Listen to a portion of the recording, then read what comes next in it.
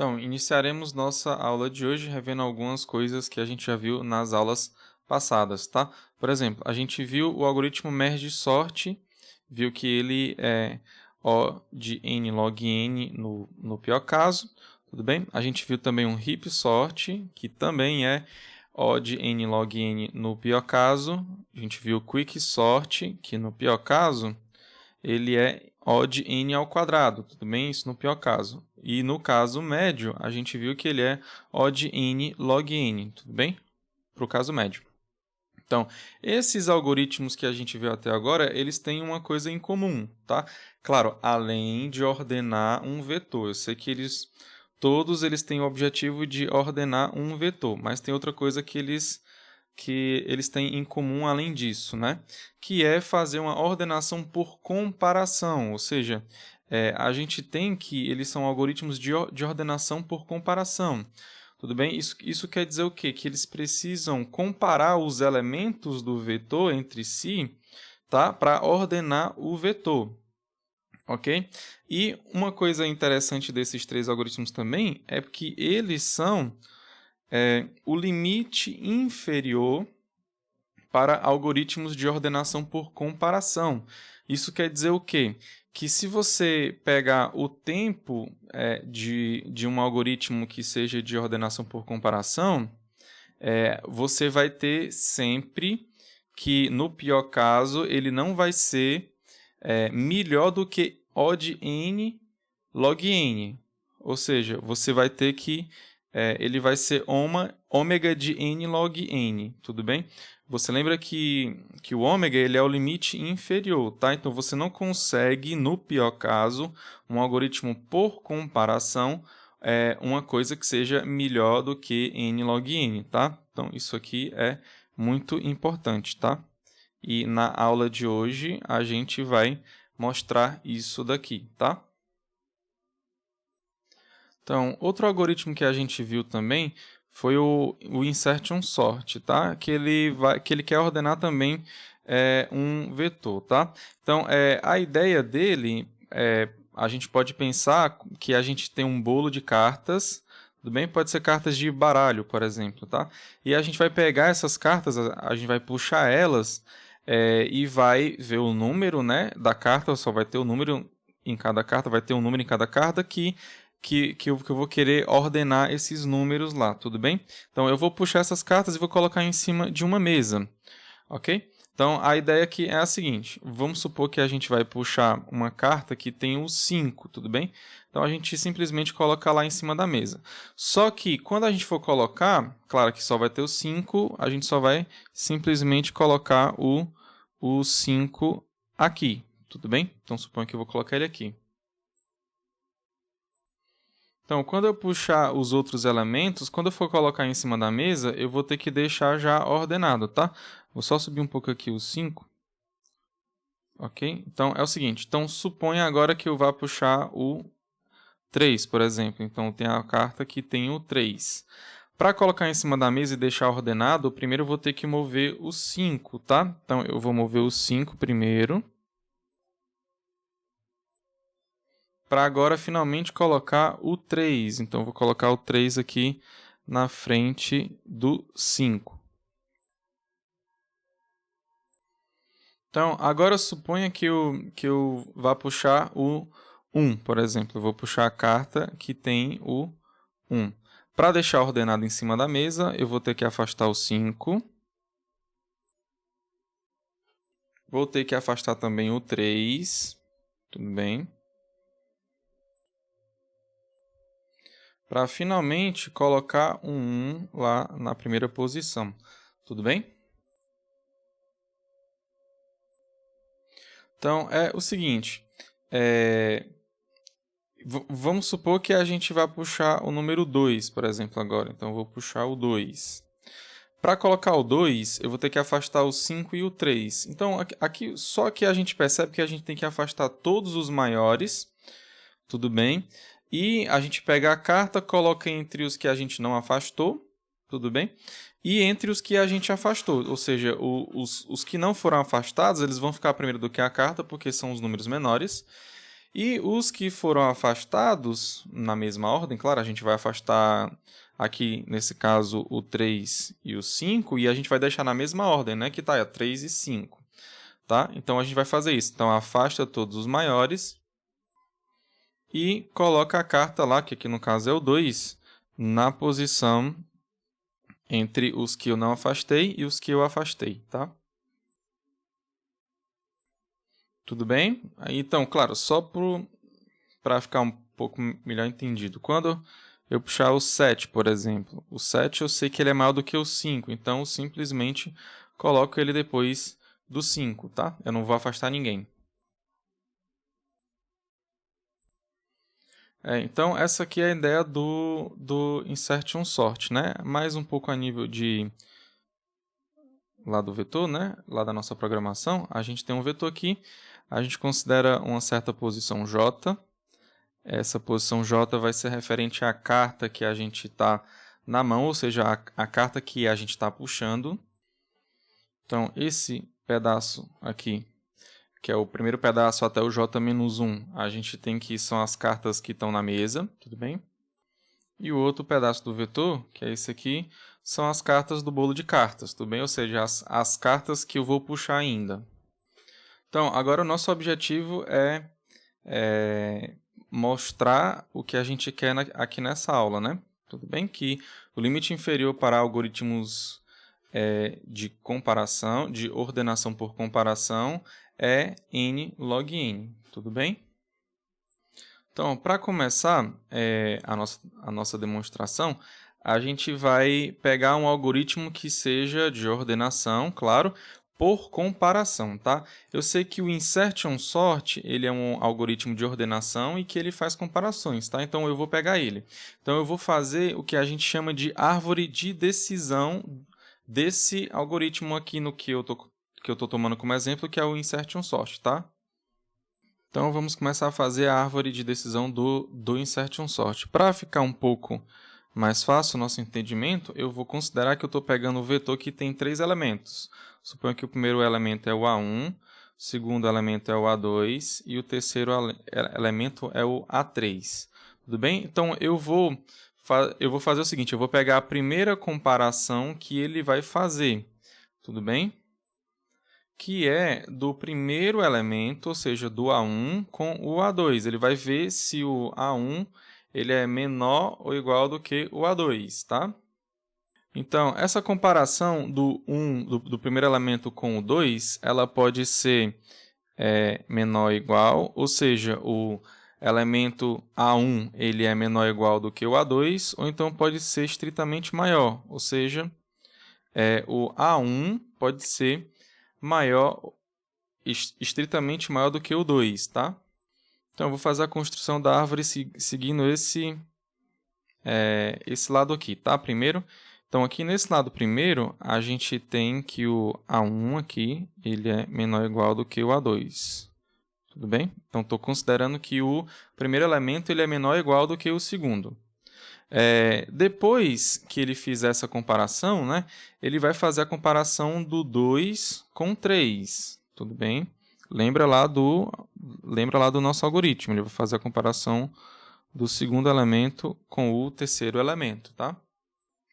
E aqui, claro, né, pode ser que seja menor ou igual, ou pode ser que seja estritamente maior, né? Então, aqui a gente tem a possibilidade do menor ou igual, que é o A2 ser menor ou igual do que o A3, tudo bem? Então, nessa configuração aqui, a gente já percebe o seguinte, que a gente já pode concluir que a ordenação aqui, ela vai ser quem, né, pessoal? Ela vai ser, eu tenho que o primeiro é menor ou igual do que o segundo e que o segundo é menor ou igual que o terceiro. Então, isso quer dizer que eu tenho que o primeiro é menor ou igual do que o segundo e que o segundo é menor ou igual do que o terceiro. Então, aqui eu já tenho a minha ordem, ou seja, já tenho a minha ordenação, né? A1, A2 e A3. Tudo bem? Então, agora seguindo para cá, ó, eu vou seguir para esse lado aqui. Então, aqui eu estou considerando esse caminho aqui agora, tá, gente? Então, eu já tenho que considerar que o A1 ele é menor ou igual que o 2. E para vir nesse sentido aqui agora, eu tenho que o A2 ele é estritamente maior do que o A3. Então, daqui ele não pode concluir ainda a ordenação. Ele tem que comparar ainda o primeiro elemento com o terceiro, tá? Ele tem que fazer essa comparação aqui antes. E claro, pode ser que seja menor ou igual, pode ser que seja estritamente maior, tudo bem? Então, se for menor ou igual, ou seja, o A1 é menor ou igual que o A3, eu tenho esse caminho aqui, né? Ó. Então eu posso concluir que o A1 ele é menor do que o 3, que o A3 está aqui, né? E que o A3 ele é menor do que o A2. Ou seja, aqui eu tenho a minha ordem, né? O A1 ele vai vir primeiro. Vai vir primeiro. Depois eu vou ter o 3, tudo bem? Aqui, ó. E aqui depois eu vou vir com 2, tá? Então aqui eu tenho minha outra possibilidade. E claro, esse aqui vai seguir fácil, né? Porque esse lado aqui ele vai seguir fácil. Porque aqui eu sei que, na verdade, o 3 ele vai ser menor do que o 1, né? Então, o 3 vai ser menor do que o 1, que é menor do que o 2. Tudo bem? Então, aqui eu tenho a minha outra ordem aqui possível, tá? Então, agora eu vou seguir aqui o outro lado aqui da minha árvore, né? Então, aqui considerando que o A1 ele é estritamente maior do que o A2, A1 é estritamente maior do que o A2, eu vou ter o quê? Que a próxima comparação que eu vou fazer, quando o A1 é estritamente maior do que o A2, né? Eu vou fazer o quê? Eu vou afastar o A1 porque ele é maior do que o A2. Depois fica A2, A1, tá? Aí quando ele for fazer a próxima comparação, ele vai fazer do 3 com 2, né? Então ele vai fazer, aliás, do 3 com 1, tá? Porque ele inverteu, né? Ficou 2, 1. Aí ele vai fazer a primeira lá, comparação do 1 com o 3, tá? Então aqui. Aí de novo, pode ser que seja menor ou igual, pode ser que seja estritamente maior, né? Considerando que é menor ou igual, ou seja, que o A1 é menor ou igual que o A3, a gente pode concluir o seguinte, que o primeiro, o A1 ele é menor do que o A3, tudo bem? E que o A1 ele é estritamente maior que o 2. Ou seja, o 2 eu sei que ele é menor do que o 1. E o 1 eu sei que ele é menor do que o 3. Tudo bem? Então aqui eu já tenho a minha ordem, né? Eu já tenho que eu vou ter o 2 primeiro. Tudo bem? Aqui ele vai ser menor que o 1. Depois eu boto 1. E o 1 vai ser menor que o 3. Então o 3 vai ficar aqui por último. Então eu tenho aqui. Tá? Então, seguindo aqui, né? Para esse lado aqui. Então, aqui a gente tem que o A1, ele é estritamente maior do que o 3. Depois que isso aqui acontece, eu não posso concluir ainda a ordem, né? Porque ele vai mover o 1, né? E vai precisar comparar com o 2. Tudo bem? Então, ele vai comparar o 2 com o 3. Então, vou ter a comparação do 2 com 3. E aqui, de novo, pode ser que seja menor ou igual, pode ser que seja estritamente maior. Ok? Então, se for menor ou igual, seja o A2 menor ou igual que o A3, eu posso concluir o quê?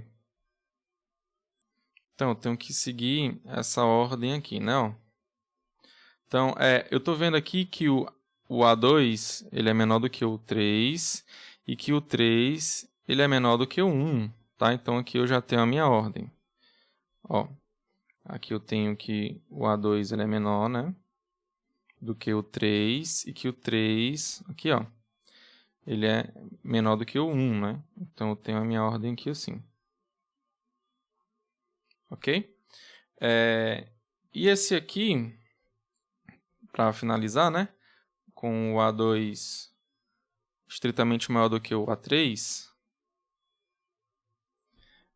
eu vou ter o seguinte.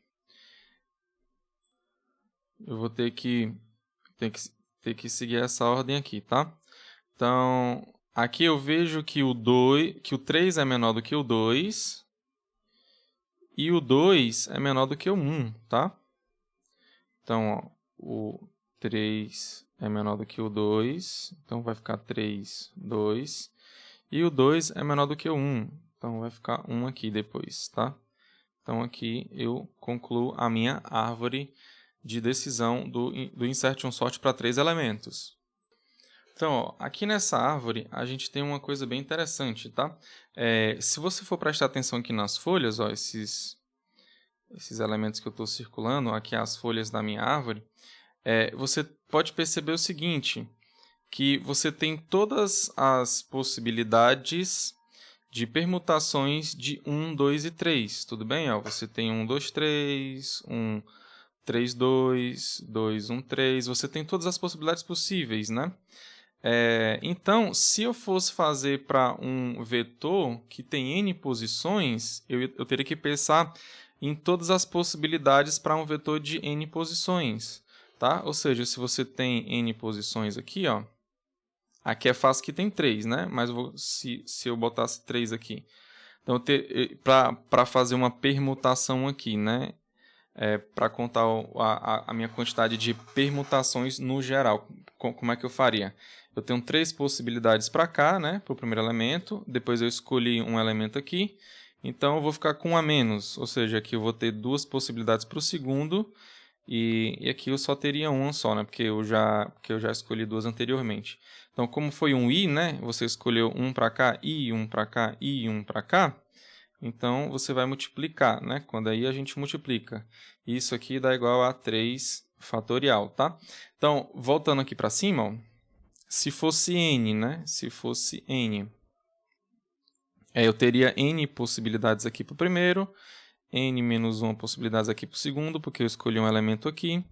Aí, de novo, n menos 2, por quê? Porque eu já escolhi 2 elementos aqui, e assim eu vou até o 1, tudo bem? E aqui no final eu iria ter n fatorial, tá? Ou seja, se o meu vetor fosse de n posições, eu tinha certeza de que essas folhas aqui, ó, elas seriam... eu teria n fatorial folhas, tudo bem? A quantidade de folhas aqui seria n fatorial. Isso é bem interessante aqui nessa árvore, tá? E claro, a gente vai precisar disso aqui para depois, tá? Então eu vou deixar aqui guardado aqui no canto aqui. Outra coisa aqui que a gente pode perceber aqui nessa árvore de decisão é o seguinte, que o pior caso que eu posso ter em um algoritmo por comparação é onde eu faço todas as comparações o máximo possível. Tudo bem? Por exemplo, eu tenho certeza que vai ser uma que vai assim, entendeu? Que vai daqui para cá, ou então que vai daqui para cá, entendeu? Assim, ou seja, uma que tem que sair da raiz e tem que chegar até uma folha que é a mais distante, né? Ou seja, essa aqui é uma folha mais distante, né? Então, o tempo do meu algoritmo, no pior caso, ele vai ter que percorrer essa distância toda, entendeu? Da raiz até uma folha que tenha a maior distância possível entre essa raiz, tudo bem? Então, aqui a gente pode concluir, ó, que se eu for seguir essa seta aqui, né, exatamente sempre para a esquerda, para a esquerda, para a esquerda, eu vou obter o melhor caso, né, aqui para o Insertion Sort, tá, gente? Melhor caso para o Insertion Sort. E se eu for seguir essa outra seta aqui, ou seja, sempre para a direita, direita, direita, eu vou ter o meu pior caso, Tudo bem? Pior caso. Aqui também pro Insertion Sort, tá? Pior caso também que dá aqui é tipo esse aqui, né? Esse aqui também eles vão dar o pior caso também, tá? Mas fica aqui essa observação. Então isso quer dizer que o tempo de um algoritmo de ordenação por comparação, se eu for pegar essa árvore de decisão, eu tenho que o tempo dele, no pior caso, vai ser referente à altura da árvore. Por quê? Porque é referente à distância da raiz até uma folha que tem maior distância entre essa raiz, tá? Então vamos começar a anotar essas observações aqui agora, tá? Então, ó, no pior caso, a gente vai ter que vai ser a distância mais longa entre uma folha e uma raiz, tudo bem?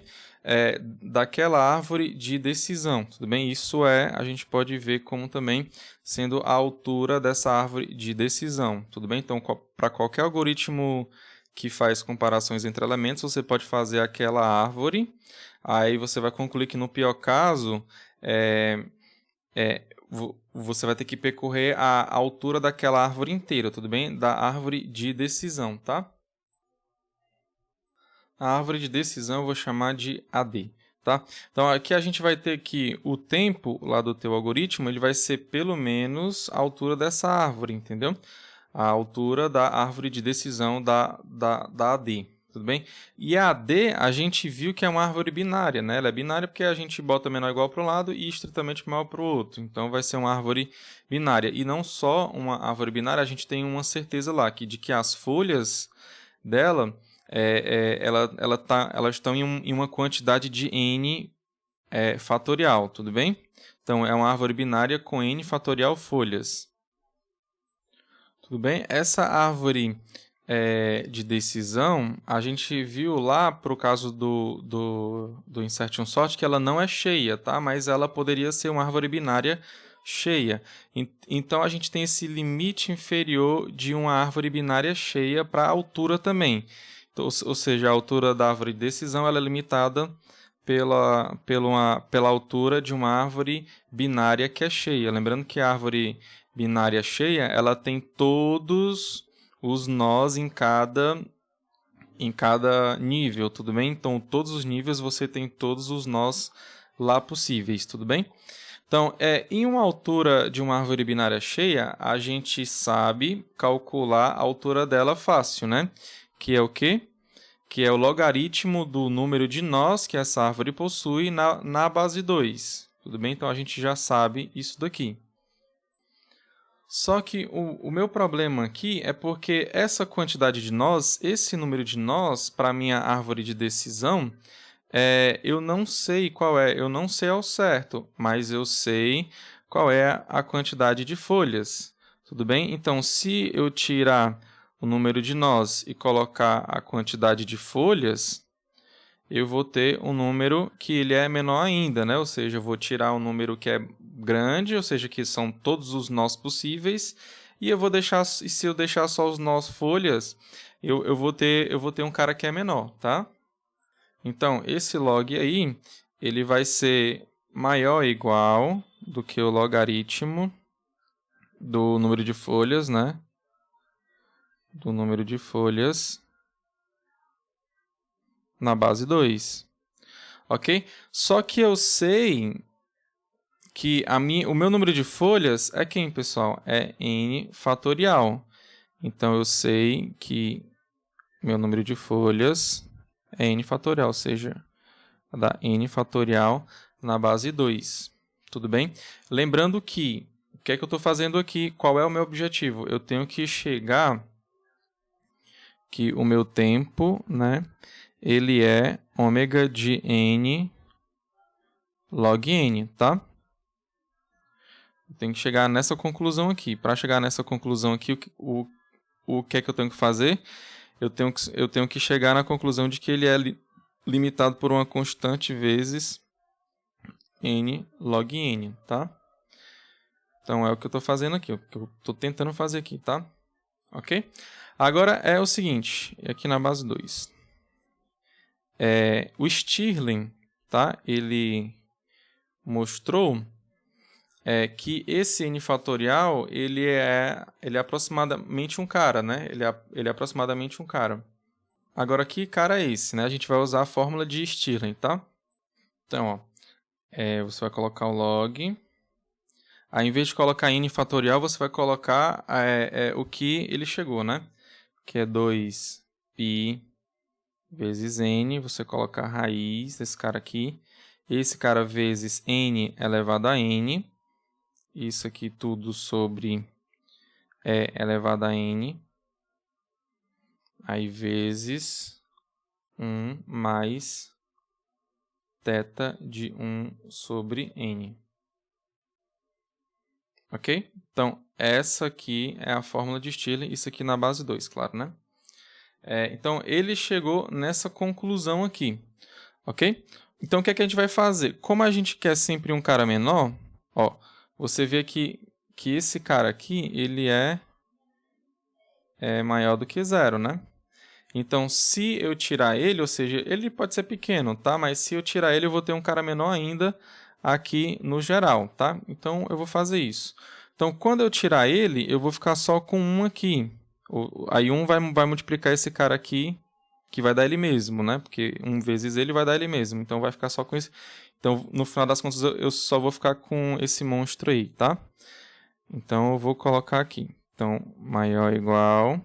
Eu vou colocar logaritmo do monstro, né? 2π vezes n, pega a raiz, vezes o n elevado a n, sobre e elevado a n.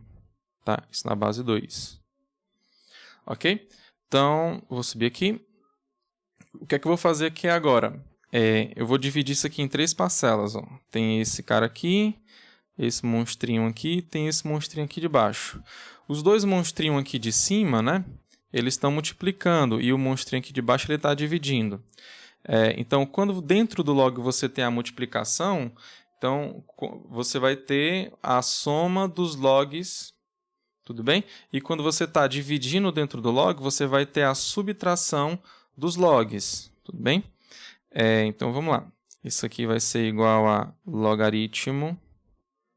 Aí, esse cara aqui está multiplicando, então eu vou colocar 2π n, vou botar a raiz na base 2, mais, aí você tem o n elevado a n, que está multiplicando também, você vai somar, né?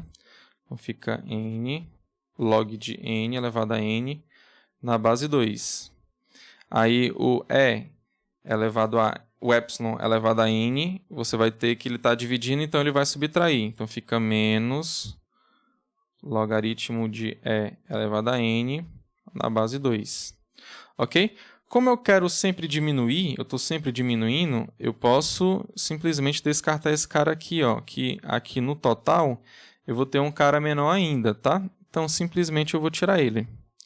Tá? Então, eu vou continuar aqui a minha conta. Esse cara aqui, com ele eu posso fazer o seguinte.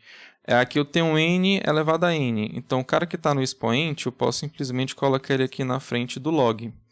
Tá? Quando eu faço isso, eu vou ficar com n, tudo bem? Vezes logaritmo de n na base 2. Menos, aqui eu vou fazer a mesma coisa. Ó, o n está no expoente, eu vou colocar ele aqui na frente do log. Então, eu vou ficar com n vezes logaritmo de e na base 2. Ok? Eu estou quase chegando no resultado que eu quero, né? Que é uma constante vezes n log n. Tá?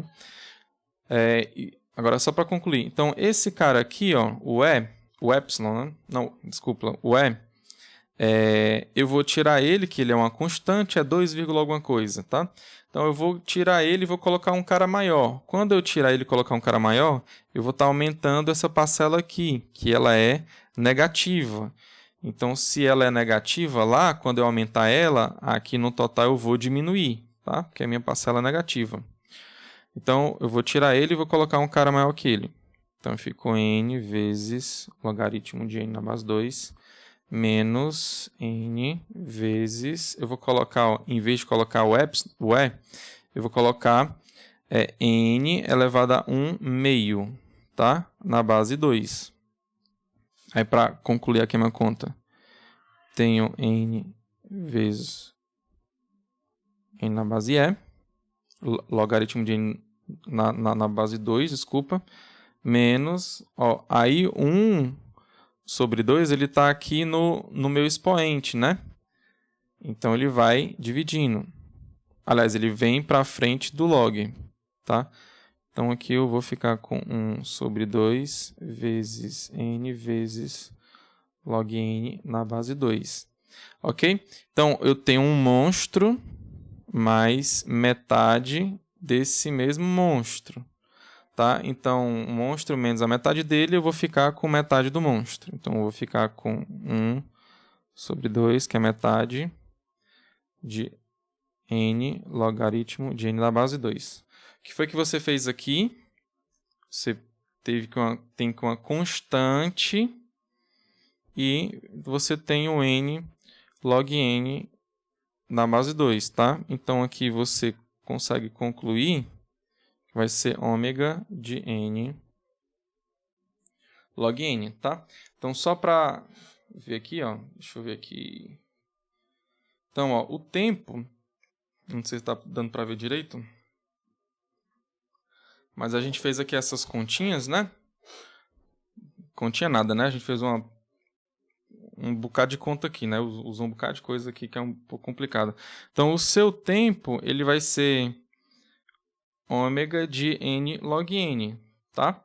Isso aqui, ó, vai funcionar para todos os algoritmos de ordenação por comparação. Você vai pegar o algoritmo, vai pegar um vetor qualquer, vai criar a árvore de decisão. Quando você criar a árvore de decisão, você vai ter que o tempo, né, vai ser limitado, né, ou seja, vai ser maior ou igual do que a árvore, que é essa árvore de decisão. Aí você sabe que é uma árvore binária com n fatorial folhas. E essa altura aqui dessa árvore vai ser maior ou igual do que uma árvore binária cheia, que a gente sabe que é logaritmo da quantidade de nós na base 2, tudo bem? Aí aqui você vai concluir isso aqui, aí você vai fazendo até chegar aqui. Então, isso vai ser válido para qualquer algoritmo de ordenação por comparação, tá? Ok, então pronto, professor. O senhor falou aqui de algoritmo de ordenação por comparação, veio falando até agora. Existe algum algoritmo que vá ordenar que não compare os elementos, ou seja, que não vai comparar nenhum entre os outros elementos? Aí a resposta é existe, tá? E a gente vai ver ele agora.